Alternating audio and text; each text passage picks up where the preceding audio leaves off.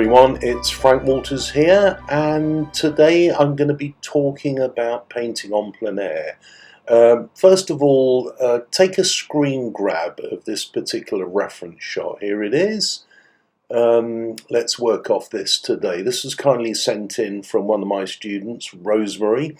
And what's interesting about the shot? Okay, it's a gate and a wall. Maybe it's not that interesting, but what is interesting are the shapes and the cast shadow. That's really important. And this is a fantastic, tremendous exercise to get us all going in preparation for painting en plein air at retreats all over Europe. I have 3 running this year, starting with Cordoba, then moving on to Lucca, and then finally on the Côte d'Azur at Juan-le-Pin. Right. First thing is you've got to make sure that you do a reasonably accurate pencil drawing. Again, this is about watercolour and not necessarily drawing, but drawing does help. And when you are drawing, just remember to get your verticals and your horizontals right. Don't get anything leaning unless it's a vanishing point. And that's the first thing to remember. That's quite important.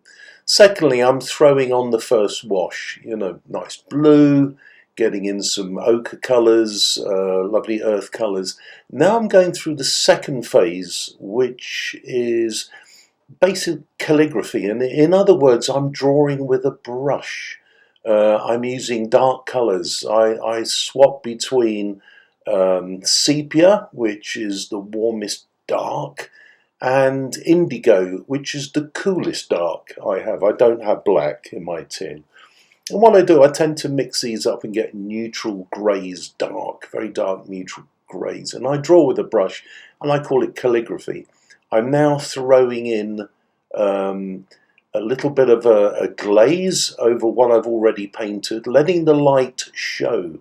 Always retain light. It's one of my great mantras, retain light from the first wash. I'm now rubbing out all those pencil lines from before. Make sure it's dry before you do this, because that's quite important. Now here's the big thing. We need to get the shadow glaze, and that's a mixture of French ultramarine and alizarin crimson. It's getting it just right, getting it the colour of blueberry, and keeping it lovely and transparent, nice and dark.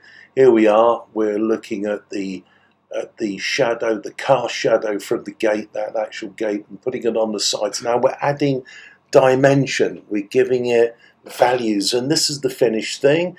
I wasn't quite happy with the trees. I just wanted to put a bit of more calligraphy on there, which I actually did, and I was fairly pleased with it in the end. I think it actually works. It just gives it a strength, and it just improves the values a little bit and gives the painting a little bit more excitement and a bit more depth. Anyway, I hope you enjoyed that. Hope you learned a little bit from it. Really important to know this if you're coming along with me and painting en plein air at one of my retreats. Always get the composition right, draw with a brush, get in some nice values, some nice washes, and finally put in that beautiful shadow glaze.